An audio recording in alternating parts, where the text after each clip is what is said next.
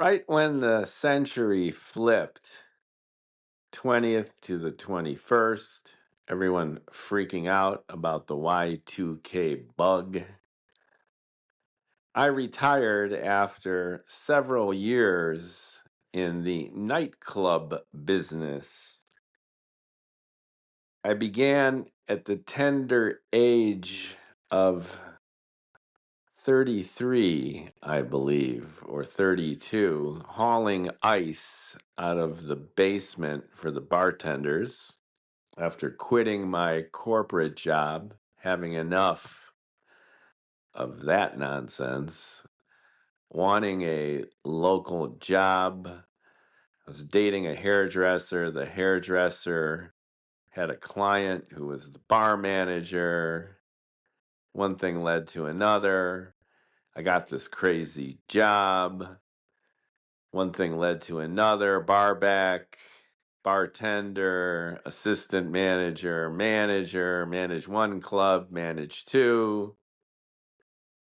I'll certainly be bloviating about these experiences, but suffice to say, around the turn of the century, having retired, I had about $90,000 in cash in a safe deposit box in nicely stacked $100 bills, 50 of them in a little rubber banded bunch, packed into a drawer. That was my equity after years of working in this wretched hive of scum and villainy. Pretty much loving every second of it, even when it was horrible, just because it was so intense, so weird, so kinetic. There I was, sitting back, not a care in the world, no lover, no family, no kids, no nothing. And I finally, at the tender age at that time of 37, realized that I had my chance. Ever since my early 20s, I understood my purpose, and that was to be a writer, to be a creative person, be a musician. I typed like a maniac, had hundreds of thousands of words already banged out. I was a musician. I played some pretty mean guitar, and I was going to write my novel and start my band and use that little nest egg that I had saved to float me for a year, maybe even stretch it into a couple years, so I could be the artist that I knew I was and just crank that content out. Finally, finally, after years and years of financially struggling, being distracted, I had a wide open playing field. I had the slack I needed to do it. And every day for about a year, I woke up, slugged that espresso, and hit that keyboard and hit that fretboard. And within an hour, I was taking a walk, rollerblading, visiting people. Before I knew it, it was lunch. And before I'd even digested lunch, it was nap time. And then in the evening, who knows what I'd be doing, reading, visiting more people, wandering around Chicago, the city I loved. 1 month, 2 months, 3 months, four. I was detoxing from the bar life, I said to myself. Next week, I would rev my action up. 1 week passed, 2 weeks, a month, another month. Next month would be the month where I would activate and self-actualize my artistic self. Nothing. And I couldn't explain it to anyone, let alone myself. There I was, comfortable, floating, not a care in the world, and nothing came out of me. I had no passion for what I was most deeply passionate about. Now, timing is everything in the arts, just like location is in real estate. But what begged the question of my own commitment being expressed in real output, was the realization that all those pressure points were removed. Art is a fight. Art is a last breath in a dying world. Art is not trying to decide whether to take a nap or not. And in the bigger scheme of things, I was hardly living like a king.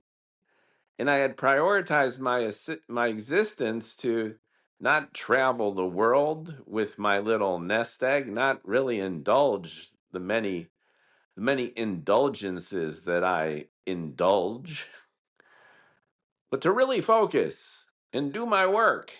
And nothing happened. And nothing happened because I had not painted myself into the corner of my own existential dread. And because I was living large by being so small, I had no energy or inclination to really speak up, express my opinion, and express myself. I was a big, bloated mass of lazy Mookie. And now, fast forward at the tender age of 60, after the accidental pregnancy and marriage and 2 kids and an adopted niece and a corporate saga, back into offices, a career trajectory, chewing with my mouth closed, moving to different cities, flying all over the country, flying around the world, making money, getting shit done. I've come full circle in the sense that although I'm still working, I'm still billing those hours, I'm equally committed to this artistic figment of my own imagination. Only this time, I don't have that equity. I've burned through a lot of it by busting ass on content, doing my art. The opportunity costs of that manic, crazy focus over the last couple years at least, compromising my business, my bottom line, my spreadsheet. But I am cranking this shit out.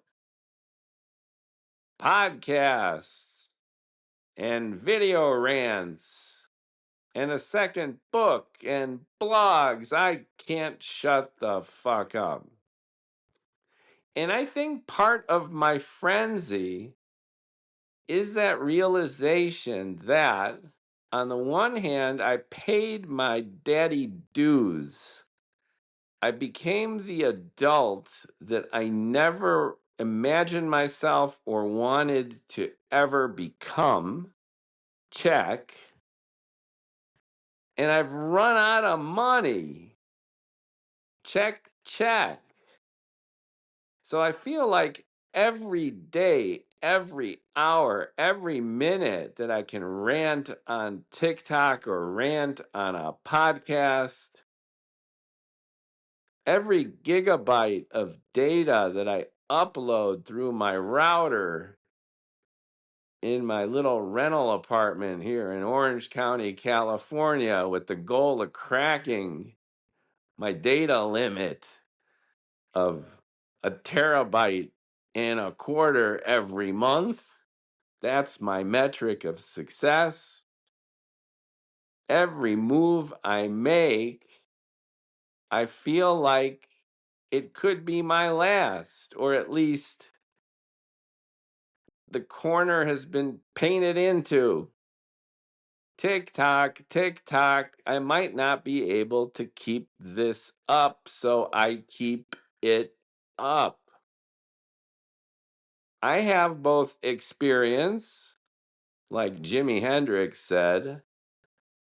I have all the hard work, those 10,000, those 100,000 hours that Gladwell talked about. And I have a sense of urgency, all of which I was lacking a quarter century ago when I had all the opportunities in the world but didn't take myself up on them because I no longer had anything to say. And it wasn't just burnout from years in a nightclub. It was losing my sense of purpose. And this is one hell of an intro. But welcome to Bald and Bloviating, one of my podcast shows. And I'm Mookie Spitz, and I'm going to bloviate about heaven, where, according to David Byrne, nothing ever happens, and hell, which, according to Virgil, everything does. And the essential point I want to make, if I hadn't made it already, is the fertility of shittiness. And this applies to not only the vicissitudes of one's own fate, good and bad and left and right, the roller coaster of life, but the general shittiness of other people who disappoint us, who compete against us, who often don't want us to succeed. As our light may shine, it casts long shadows on those around us. And most people are lazy and jealous, mean-spirited, impatient, impulsive. And that, of course, is inclusive of myself. I'm no different. But it's all a matter of point of view and vantage point. If you're trying to make it, if you're trying to do something, especially if it's different, and it has a chance, however remote, of shaking shit up, people will try to fuck your shit up. And that, of course, is nothing new. But what I find fascinating and worth ranting about, at least this afternoon, is the necessity, in a sense, of this kind of existential dread and angst. It's that old funny saying that just because you're paranoid doesn't mean they're not out to get you. When people throw down, when people, rather than supporting you, encouraging you, partnering up with you, slam you, scheme against you, that hurts.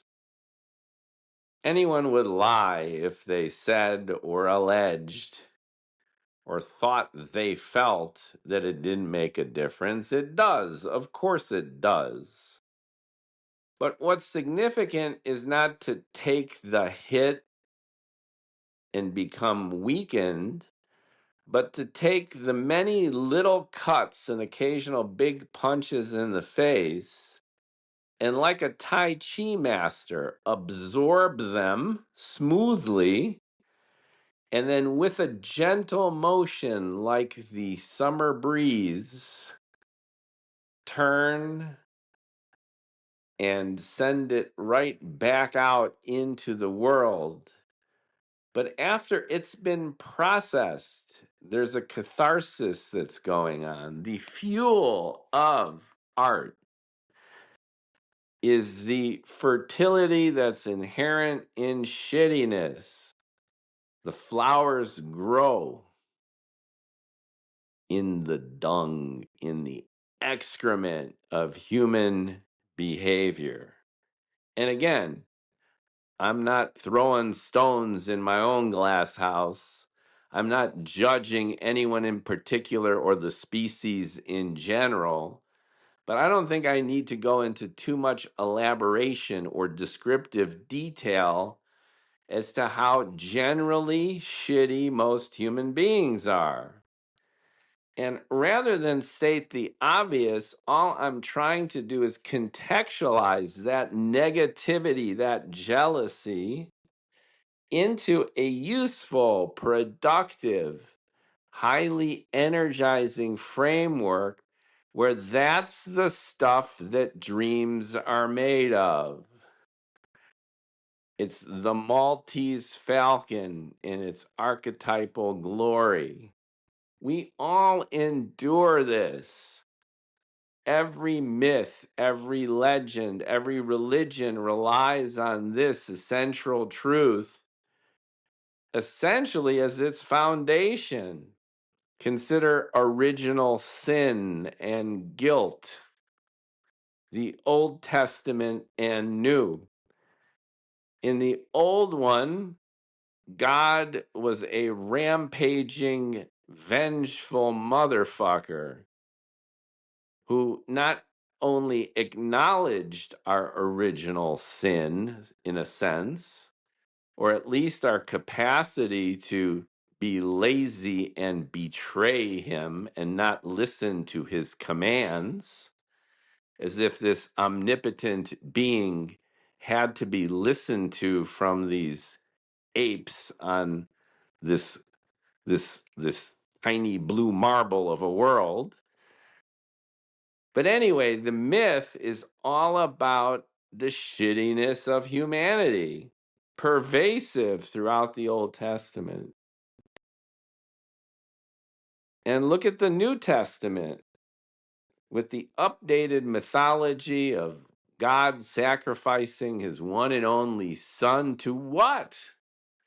To free us of this shittiness, to transcend. But I'm not here to talk about religion or any of these myths or stories. I'm here to just acknowledge the obvious, but also transpose that into the belief that without that, you have no art, you've got no storytelling. Watch a movie, read a book, see a play. The best drama and the most compelling stories are loaded with all the goodies, conceit, jealousy, duplicity, the backstabbing, heinous nature of most relationships. And why is that interesting? Because shit happens. Good drama, great art is, as Nietzsche alleged, beyond good and evil.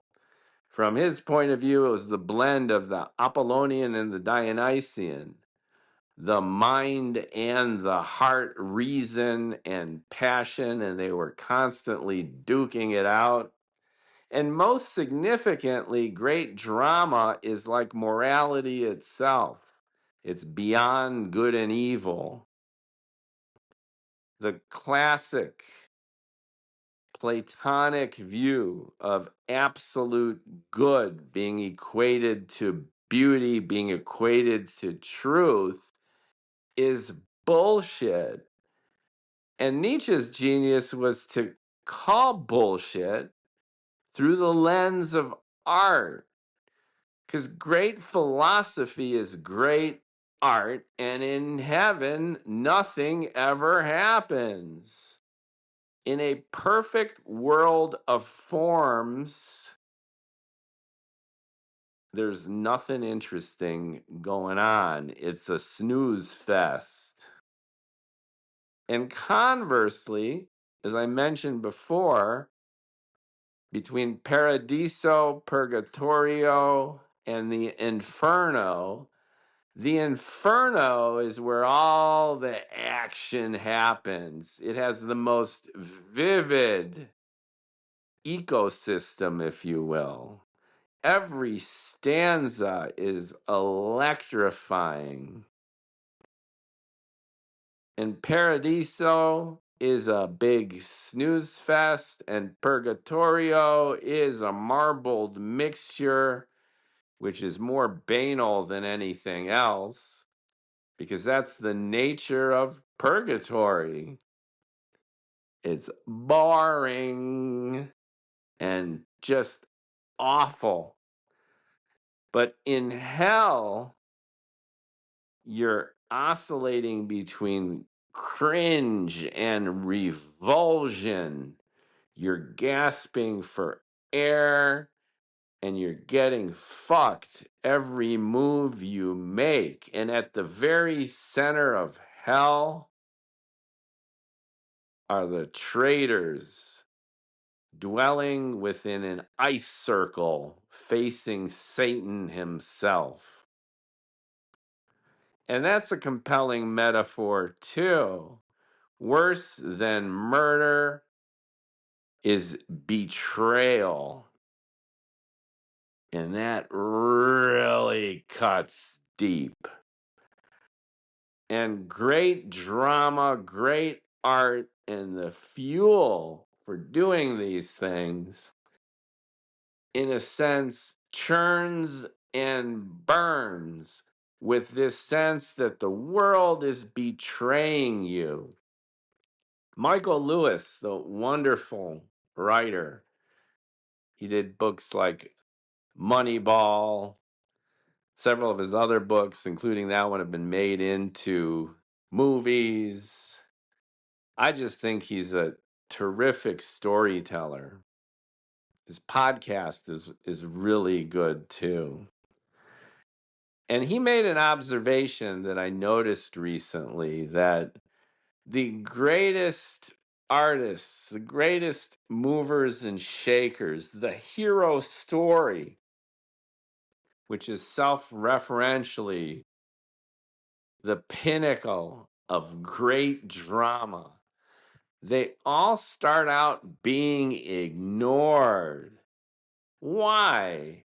Because what they're doing and what they're saying runs so counter to the grain of everyone else's sensibility. They're bringing about and triggering revolution. Their worldview is new and fresh and exciting, but it's also unbelievably destructive, and by its very nature is fueled by the crisis that everyone is in denial of. So what happens? They're ignored. The brightest of lights cast the longest shadows. If this person is right, if what they're saying and doing is going to radically alter our perception of the world, then de facto our perception of the world is wrong. And if we're wrong, we are fools, and they are superior to us, and we do not want to give them any of our power. So this individual, the artist, the transformer, the revolutionary, is not only isolated, but they feel betrayed. Here they are doing their best to bring society, to bring their fellow human new insights, new content, revelations that engender revolution to the betterment of all humankind. Drum roll, please. Go and fuck yourself. As Douglas Adams captured in his Hitchhiker's Guide to the Galaxy, where a scientist develops this new technology and is summarily murdered by his peers. And the explanation that's given is the very succinct and completely accurate statement: nobody likes a smartass. But what's awesome about this is that human shittiness that puts these creative people up against the wall, the silence, the asphyxiating silence that is imposed upon them, does two things. It assuages the jealousy and guilt and self-consciousness of the public. And it also, by virtue of that abuse, energizes true artists, true talent to go above and beyond themselves.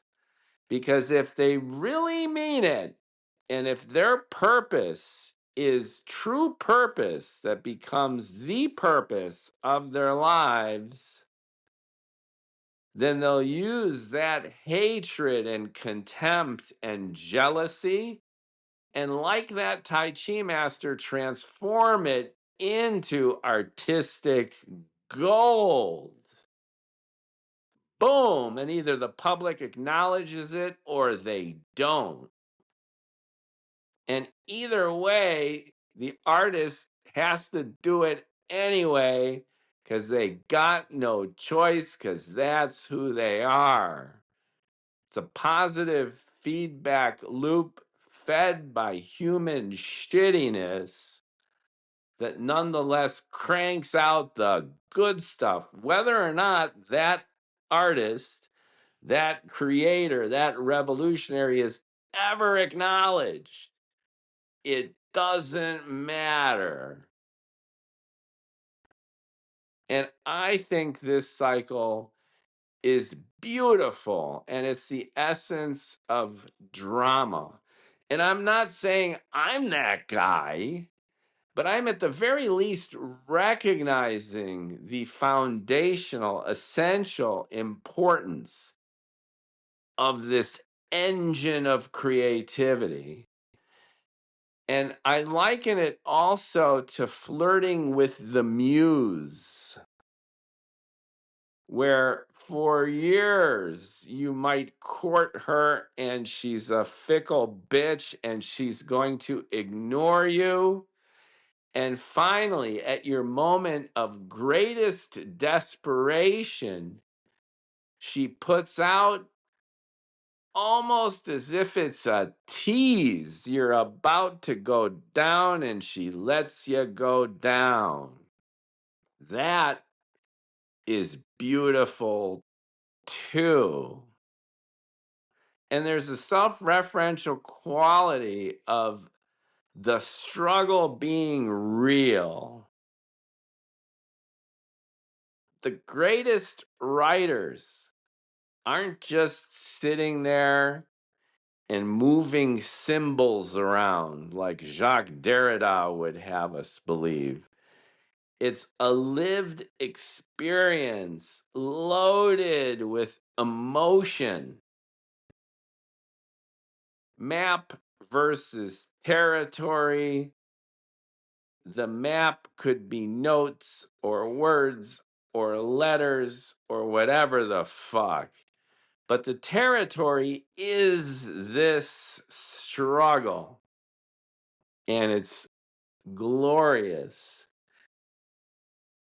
And its truth and power becomes evident in its counterfactual. You see this all the time, where the early years of an artist, when they're nobody trying to be somebody, are usually the best expressions of their work. The origin story is the best kind of story. It's tracking the hero from a carpenter to the Son of God. It's Tony Stark, asshole plutocrat genius, to Tony Stark, asshole plutocrat genius with a heart. That delta is the story of the hero. And here you have a convergence between the hero and the protagonist, who is actually the artist writing and telling the story. So that is the synergy between lived experience, between the drama that the artist is enduring within their own life, that dynamic tension up against the wall, ignored, slandered, disrespected, broke, fucked up. And the protagonist, who is up against one existential challenge after the other, so that when it flips from despair and death to transcendent success and immortality, that delta could not possibly be more satisfying. Boo fucking yeah. And I think whether you're Anthony Bourdain or Pee Wee Herman, you feel some of this. You live some of this. The bass player Flea of the Red Hot Chili Peppers, I saw a meme clip of him on the social medias recently. And he was being interviewed by somebody, and he was saying that artists work nonstop. You're living it, you're breathing it. You're always honing your skills. You're telling one story after another. You are it, and it is you. And then the interviewer said, well, you're a rock star, and not all rock stars think about things the way you do. And he said, well, the good ones do. And Flea is right. You could fake it until you make it, and you can keep faking it. But you could fake it until you make it, and then you gotta keep fighting it. Or it was never really real to begin with, was it?